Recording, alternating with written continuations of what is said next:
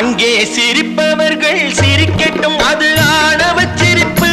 இங்கே நீ சிரிக்கும் புன் சிரிப்போ ஆனந்த சிரிப்பு.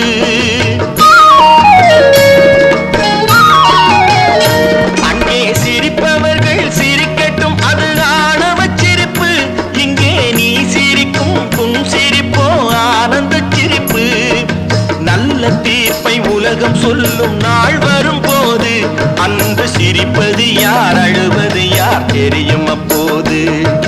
நல்ல தீர்ப்பை உலகம் சொல்லும் நாள் வரும் போது அன்று சிரிப்பது யார், அழுவது யார் தெரியும் அப்போது. அங்கே சிரிப்பவர்